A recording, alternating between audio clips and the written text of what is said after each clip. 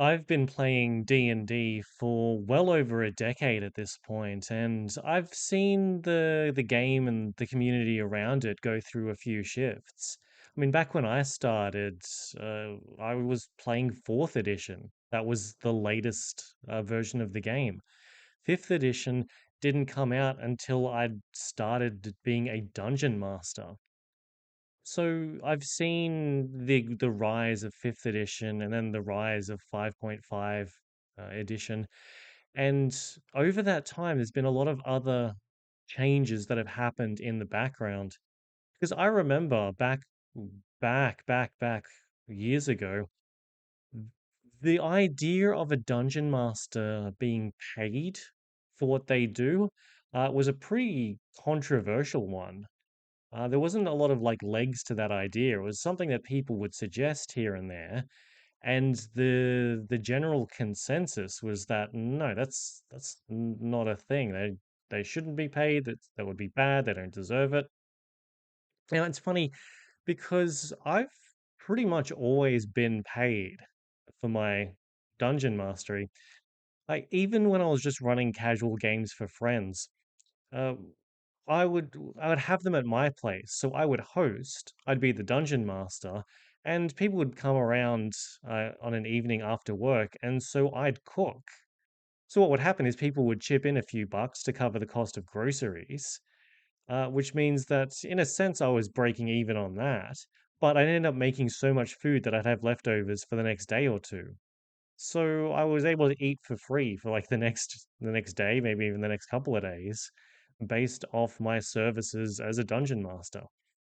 Now, of course, things have changed quite a bit over the years, and now the idea of being paid as a dungeon master is a lot more mainstream. It's a lot more acceptable. There are still plenty of people who hate that idea. And okay, fine. I do understand where they're coming from. Um, even if I don't agree. Because I think that the idea of dungeon masters being paid for what they do, what we do, is quite a good one. Now, I am a dungeon master. I'm a professional dungeon master. I do get paid, like, not just in groceries, but I do get paid, like, properly for what I do. So, sure, I'm biased on this, but I do think it's quite a reasonable thing. And to anyone who says that dungeon masters don't deserve to be paid, well, the market disagrees. There are free dungeon masters out there. And thanks to the internet, if you want to sign up with one of them, it's really easy to do so. And everyone knows that there are free dungeon masters around, and everyone knows how to find them. And so if people weren't like not only willing but eager to pay dungeon masters like me to run games, then this wouldn't be a conversation to be had at all. Because you see, dungeon mastery, it's tough work. I really enjoy it. I much prefer being a dungeon master to a player. That's because I get distracted, I get impatient with turn-based games. The idea of sitting around and waiting for someone else, like it comes to my turn and I'm like, right, I'm gonna do this, I'm gonna do this, I'm gonna do this. Now over to the next player. They're like, let's see. Oh, I should look at my character sheet and oh, I think I've got a spell here that I could have been looking at when it wasn't my turn, but I'm gonna think about it. I'm just sitting there just going, but as a dungeon master, I've always got something to do. It's great. It occupies my brain much more fully than being a player. But it is hard work. It's a lot more to manage. The player has their player character. They have one character sheet to deal with, maybe a companion. Whereas the dungeon master has every other character and the lore and the plot and like designing encounters that are balanced, and it's a huge step up in the amount of work. But more importantly than that, there's a real demand for not only dungeon masters but good dungeon masters. There's a high demand and there's a lack of supply. and the demand is strong enough and the supply is dicey enough that, yeah, dungeon masters, we can charge for our services. That's just the way things work. Anything that people want and they can't easily get, all of a sudden they're willing to part with money to find. And all of this is good, it's normal, it's proper, it's not anything unusual. This is how all of society works.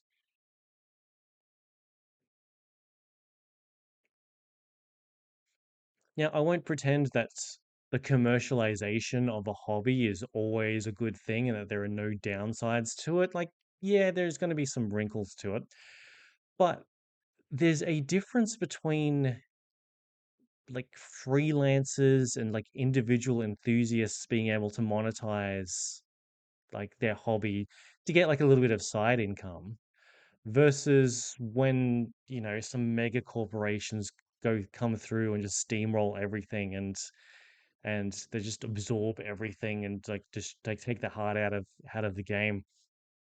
We're well off that point, and I don't think we're ever going to get there. So yeah, like the commercialization, like the problems around the commercialization of Dungeons and Dragons, it's not with the paid DMs. Like the problems with the game and like how money is corrupting the game, like come on, that's not with the dungeon masters. So yeah, dungeon masters can be paid. We are paid. We deserve to be paid. And a question you might ask is, well, how much? Like, is this something that you could do as a like full-time job?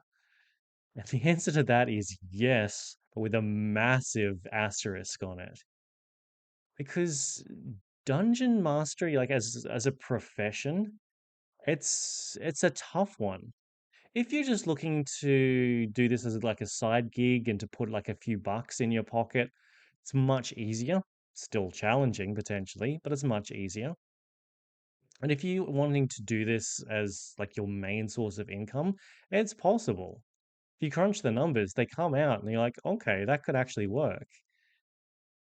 But just because it's possible, that doesn't mean it's easy. So let's just run through some numbers real quick. It's fairly reasonable to charge $15 to $20 per player per session. If you're going to be charging at all, that's a fairly reasonable price. That comes out to, what you would spend for a few hours of entertainment in some other way. Like that wouldn't probably wouldn't get you a ticket to the zoo for a few hours. It might get you a ticket to a movie for a few hours. If there's like a cheap enough concert, then maybe. So, for a few hours of fun, like 15 to $20 is pretty reasonable.